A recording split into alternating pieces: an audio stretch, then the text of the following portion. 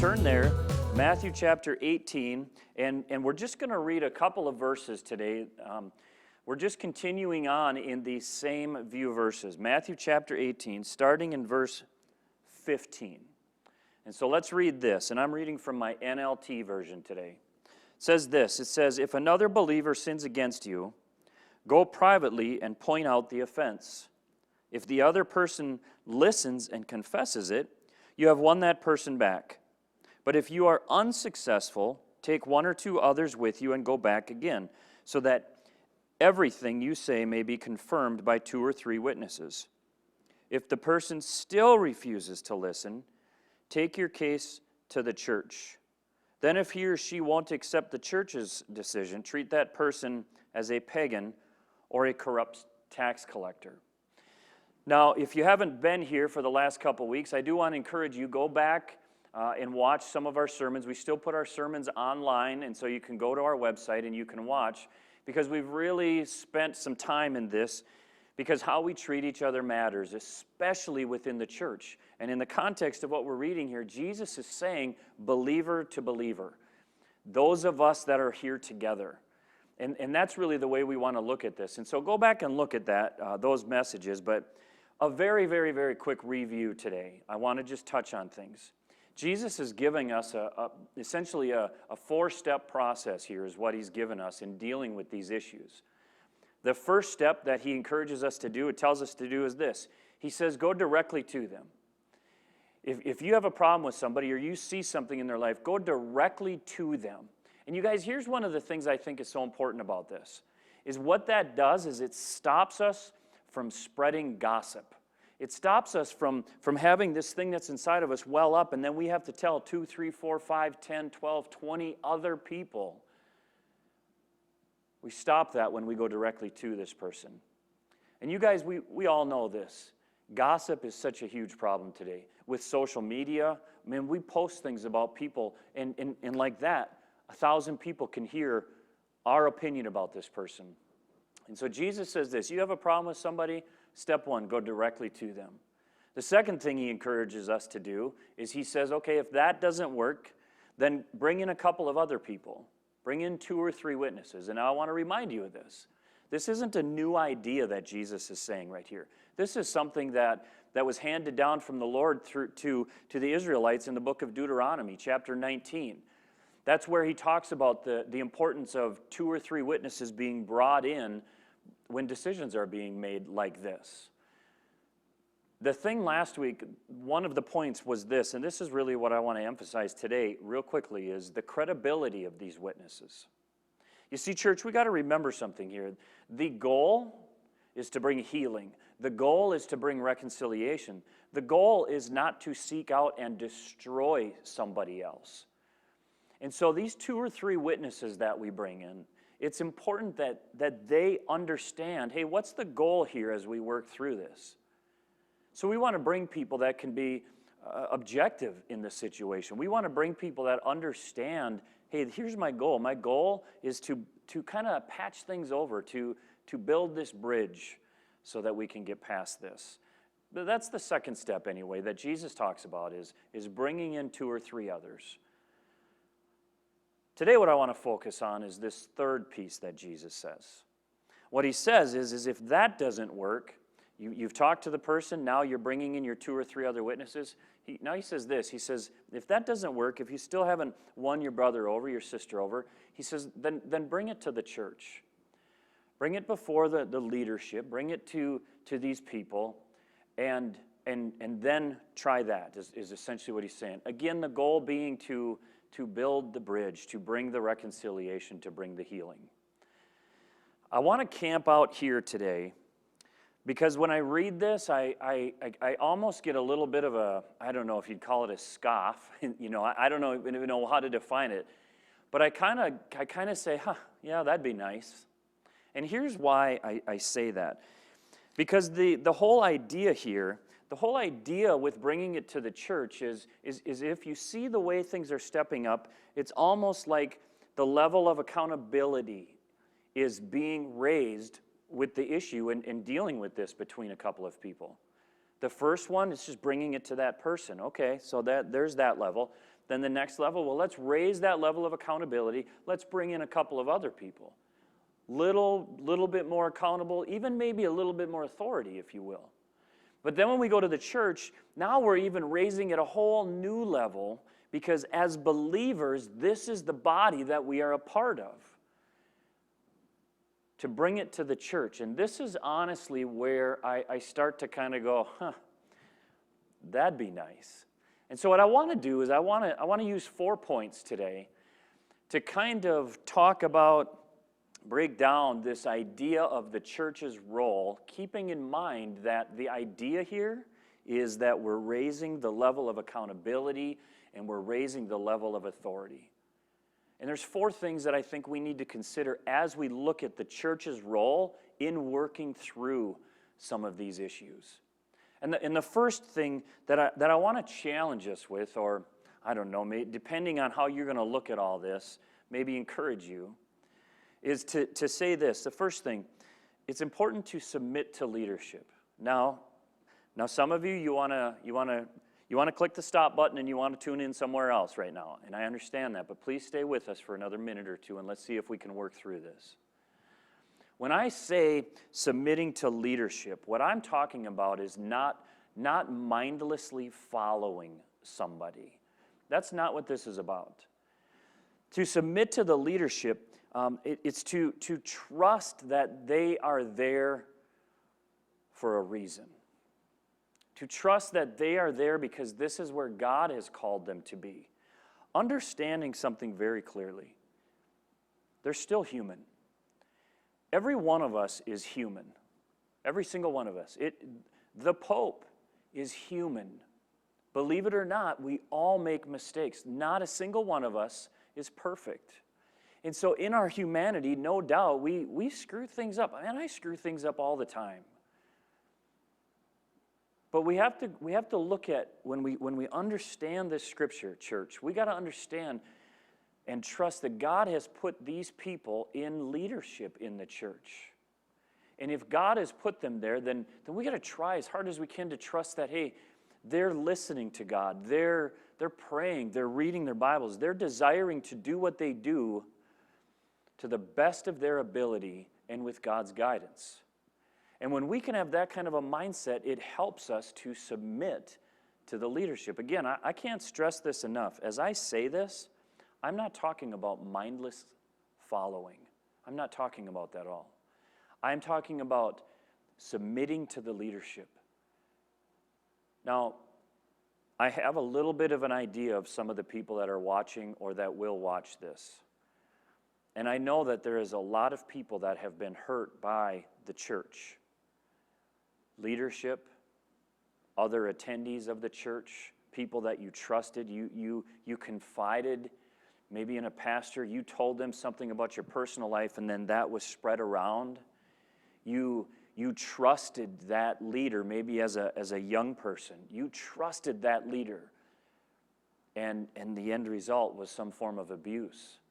And I understand that even as I'm saying to submit to leadership, you guys, there's all kinds of situations out there. Honestly, there's all kinds of reasons for us not to, if we choose not to. But if we are going to follow this guideline that Jesus is handing down today, now listen to me. As Christians, if we're going to look at what Jesus is saying, hey, here's how you handle these difficult situations, then we have to be okay looking at the church as having this extra measure of accountability, even this extra measure of authority in our lives. And I want to say it one more time. I'm not saying mindlessly follow. Just submitting to that leadership and saying, hey, I believe God has put you there, and I trust that. Not saying I'm going to put you on a pedestal and expect perfection, but I'm going to trust that God has put you there. That's the first thing I think that we got to consider as we look at the church's role in dealing with these situations. The second thing that I think that we need to consider is this, accepting correction. To be able to accept correction. Proverbs chapter 12, verse 1, I love this. Proverbs chapter 12, verse 1, it says this, whoever loves discipline loves knowledge. Whoever hates correction is stupid. Now that comes from the NIV version. That's not me. I'm just reading what was in the Bible. Whoever hates correction is stupid. Now you're sitting at home. Maybe you're at the kitchen table. Maybe you got your orange juice, your coffee, your piece of toast. Personally, I love a piece of toast with cheese on it. I think that's delicious. Maybe you're sitting there like that. Maybe you're in your recliner having your coffee. But you're there, and I want you to be honest with yourself about something. How do you respond to correction? How do you respond when somebody comes to you and says, hey, I got this problem? How do you respond when the 2 or 3 others are brought in to say, hey, we got to work this out? And then even again now, like we're talking about today, how do you respond when someone says, we got to work this out? Can we go talk to the pastor? Hey, we got to work this out. I think we should bring this before a couple of the elders. Hey, we got to work this out. Can we go to our home group leader? Hey, we got to work this out. A couple of young people. Can we go to our youth pastor? How do you respond to correction? Because the proverb is so accurate. Whoever hates correction is stupid. Another proverb, chapter 15, verse 32, it says this: those who reject discipline, you only harm yourself. If you listen to correction, you grow in understanding. There's so much damage that's done when we don't receive the correction that we need to. Not to just listen to it, but you guys to hear it and understand it. You know, many of you know this, but before I was a pastor, I was a truck driver, and I really loved being a truck driver. And just a shout out, I know we have a lot of guys from our 2 campuses that are truck drivers, and I just want to say thank you guys so much. Thanks for your hard work. Thanks for what you're doing these days. Just kind of being that supply line, getting what we need to the stores so that we can feel safe, so that we can have that stuff. But when I was a truck driver, so I was the kind of truck driver, I drove a Peterbilt, and it had this long hood on it, and I was the guy that I sat down real low. I had the nice air seat, but I dropped that thing all the way down to its frame, and I don't know. Again, I'm not sure how this is going to show up on this camera, but so if this was my dash, I kind of sat down like this. And a couple different times, and my brother saw me, and he said, you could barely see your little bald head above that dash, because I would sit down so low. So where I drove, it was for a produce company down off Highway 280 in Kasota. And if you've ever been down there on 280, when you go, there's a railroad track that runs right along 280 down in that area. And at that time anyway, and this is 15 to 20 years ago, these trains would be long, and they would sit there for quite a while. And one time I was in the semi, I had left the terminal, and I'm sitting on Kasota waiting to go get on Highway 280. And there was a long line of cars. And so me sitting down low, I pull up right up tight to the car in front of me, and I pop my air brakes out, and I'm sitting there and, you know, filling out my logbook or whatever. And all of a sudden I see traffic start moving in front of me. And so I push the buttons in, and I put it in gear, and I just slowly start going. And all of a sudden, out from in front of me shoots this little car. And it was the craziest thing. I totally forgot when I pulled up so tight to this car that car was even there. And so when I start going, I was just pushing this little car. I had no idea that this bugger was there. It was unbelievable. So he goes up, he pulls over. Okay, I mean, kind of embarrassed. I pull up right behind him, and we work it out. So now, not too far down the road here, I don't know if it was a month or a month and a half or what it was, but I had got back from my first run, and I backed my truck into the dock here, and there's another truck right here, both same trucks, 18-wheelers, and I had to go out on a second run. And I was a little bit frustrated with this because I was tired. I wanted to go home, and why didn't someone else do it? So, okay, I'll do it. So I load my truck up. I hop in my truck, and because I just wanted to do this quickly, I take off. Only what I did was I took off so quick, not paying attention, I rolled my trailer tires right over the front of the other semi. Banged up the fender, the hood, the bumper. I mean, all this damage. I'm like, oh, you got to be kidding me. So now, a week or so later, I finally have this interaction with my boss, the owner of the company. And he's standing on the staircase that went up to the offices, and I was down in the warehouse, and he sees me, and he says, hey, Willie. They used to call me Willie. And he says, hey, Willie, maybe slow down a little bit with these accidents, huh? And now, he had every right to say something to me, didn't he?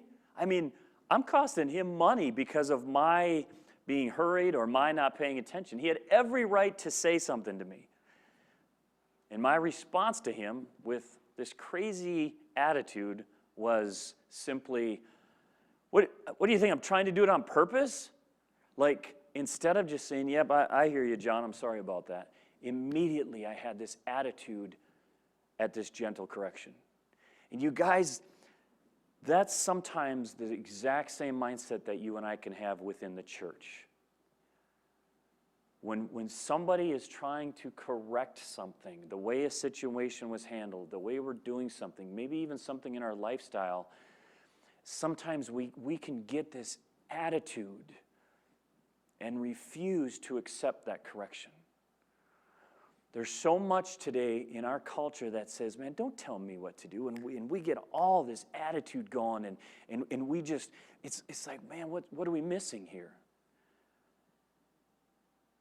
We need to be able to accept that correction, to receive that, even that discipline, if that's what's necessary. It's part of being in the church, and it's the way Jesus is saying to handle things. That's the second thing, is be willing to accept correction. So the first thing that we want to be reminded of is this: are we able to submit to leadership? The second thing is, are we in a position to accept correction? Now the third thing is this, and this is a problem I see so much in the church today, and I know you'll agree, you see it too. The third point that we need to consider is this: don't just leave, or don't just move. You see, a lot of times what happens is there's so many different churches today. There's so many different churches with different flavors, with different doctrines, different theology, all of these different things. There's so many options that what so many of us do is we go to a church and we say, okay, this is my church. I love this church. I love the pastor. I love the people. I love this place. I want to be here. And then a year later, something happens. And we all know this, right? It's not a matter of if there's going to be an issue in church, is it? It's a matter of when. Because here's the reality.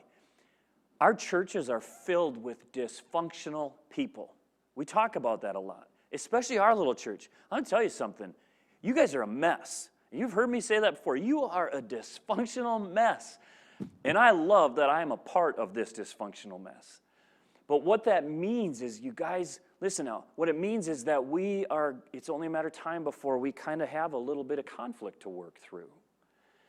And what we need to be careful of is that when we have this conflict, that we don't just say, I'm leaving. I'm done. I don't want to do this anymore. We have to be careful. Now again, even as I say that, I know some of you, you're kind of getting a little worked up, and I want to ask you to calm down a little bit.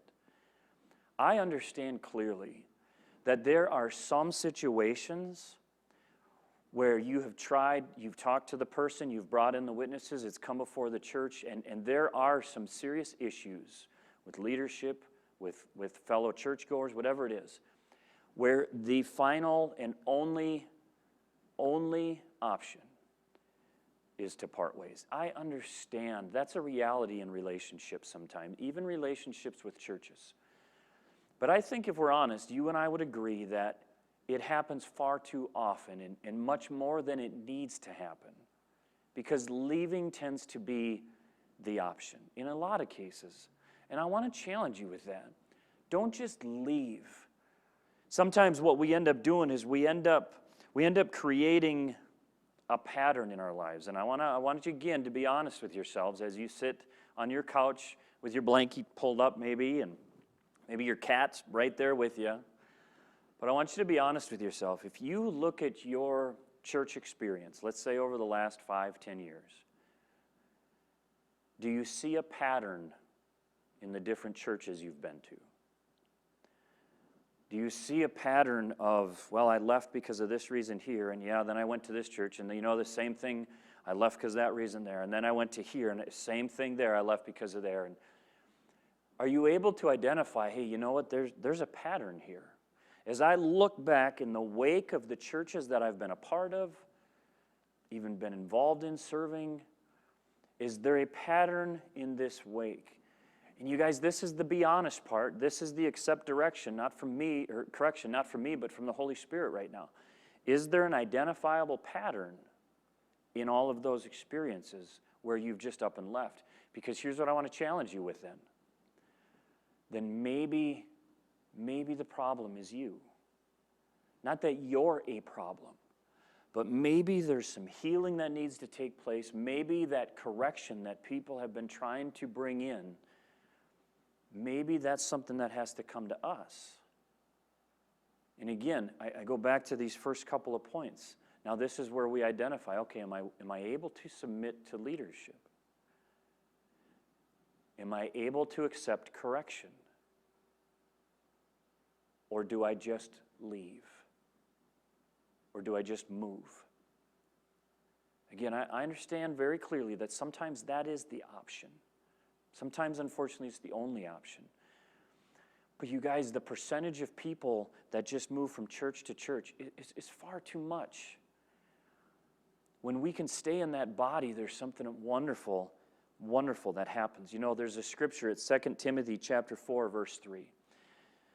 And in it, what's being talked about is people not wanting to hear the truth, not wanting to hear the truth of the scriptures, and instead going someplace where their itching ears hear what they want to hear. And sometimes that's where we end up going. We go someplace where they say what we want to hear. We go someplace where they do what we want them to do for a time. But then as things continue to grow and maybe comfort sets in and personalities start to come out, that same pattern arises. Don't let leaving always be the first choice. If that separation needs to happen between a church and you, can I just encourage you to make that the last resort? Once we've walked through all of these other steps, now, okay, sometimes it has to happen, but let's not have it be the first choice anymore, amen? Now there's a fourth part that this rolls right into, this fourth point, and it's this. Write this down. Be where you can grow. I'm going to say it again. Be where you can grow. It's a question that I've asked a few different people over the course of the years that I know they go to a church, I know they're involved in a church, I even know some that work at a church, and I ask them this question: are you growing? And it's sad how many, I don't know why that was hard to say, many, how many people, when they're honest with it, they say, no, I'm not growing. Be someplace where you can grow. And here's what that means. What it means is that you're someplace where you look at the leadership and maybe they're not perfect. Just maybe they're not perfect. But you'll look at them and you say, you know what, these seem like very genuine people. I trust them. I trust their motives. I can submit to this leadership. I can accept correction from this church. I'm not going to want to leave right away. This is a place where I can grow. You guys, be someplace where you can grow. And then grow. You see, all of these opportunities, we even read in Proverbs, one of the things we read, when we accept correction, do you know what happens? We grow in understanding. That's maturing, especially as a Christian. Maturing in our faith, maturing in how to use the gifts, maturing even in how to interact with people. But to be somewhere that you can grow. And I've said this many times in the past as well. Do you guys know the number one thing that gets people, that makes people want to visit a church is a personal invitation? Technology is amazing. I can't tell you, at this time right now with what we're going through with this whole virus thing, the technology we have at our disposal, it's unbelievable that I can be talking to you guys right now and that we're live. Technology is unbelievable. It's absolutely, absolutely unbelievable. But even with technology being what it is, our Facebook posts, there's not a lot of people that visit our church because we post our services on Facebook or because we post them on our website. Do you know what encourages people to come to church? Is when you invite them. It's when you say, hey, to your coworker, do you go to church? No, I don't have a church. Where do you live? I live right in Chisago. You got to come to my church. My pastor's mom and dad, they're just two of the greatest people you'll ever meet. You got to meet Jerry and Linda. You got to come to my church. We have this family that's there, and you got to come to my church because it's just real. We're dysfunctional. We're a mess, but you know what we are? We're real. It's that personal invitation that gets people willing to and okay with visiting a church. And if you go to a church, this is what I've said for a long time, if you go to a church where you do not feel comfortable inviting somebody to your church, then my personal opinion, then you need to find another church. Because it's the number one way. And if you are a believer, then you understand this. The message we have, the message we want to get out, it's a message of salvation. It doesn't just change today for somebody, it changes eternity for somebody. Evangelism 101, the most basic step, invite somebody to church where they can hear the preaching of the gospel. You guys, if you are not comfortable inviting somebody to our church and you attend here regularly, I love you and I would want you to stay. But if you aren't comfortable inviting somebody to your church, then seriously, I want you to find a church where you're willing to do that. Because our top priority ought to be reaching people so that they know Jesus. And in the same respect, if you're attending a church where you're not growing, if you're not being challenged, if you look at the leadership and if you can't submit to the leadership trusting that God has called them to do what they're doing, if you can't look at the leadership and saying, I believe that they pray, I believe that they're doing the best they can to live out the word, to believe the word. I know they're imperfect, but I trust their genuineness. I trust that they love God and that they truly want to love people. If you're not in a place where you can't accept that correction from the church like Jesus is instructing us to do, then I want to encourage you to find a place where you can do that. To find a church where you can be growing in.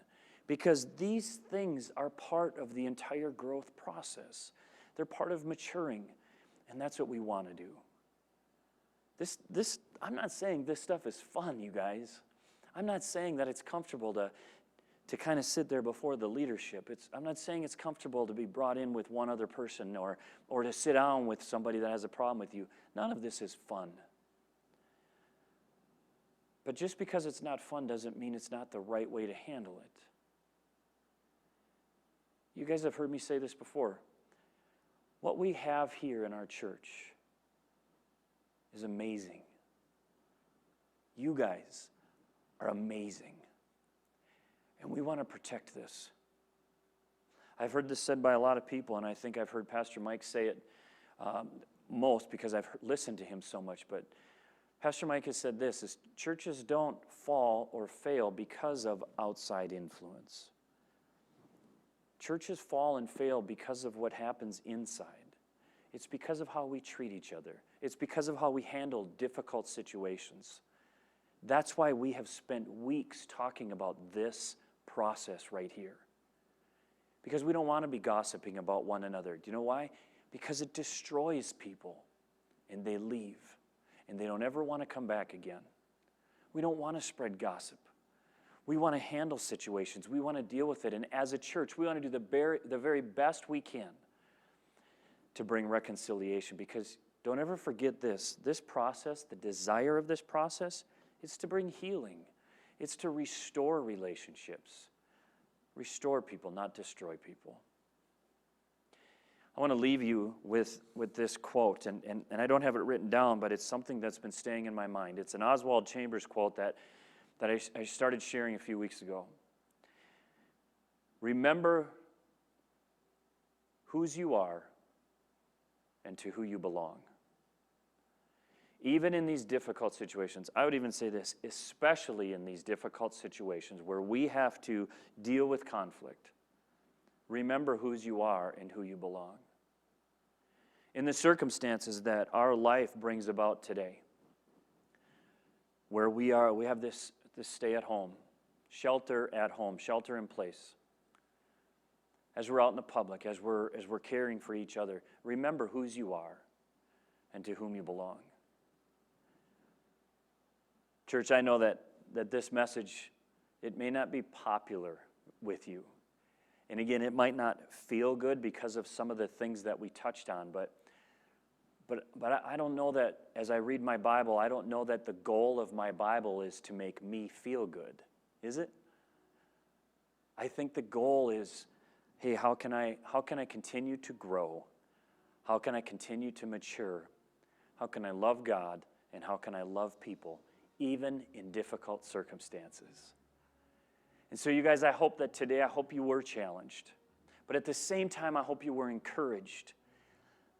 Let's deal with some of this stuff that we got to deal with as a church, because we have something so valuable to protect and because this is how Jesus tells us to.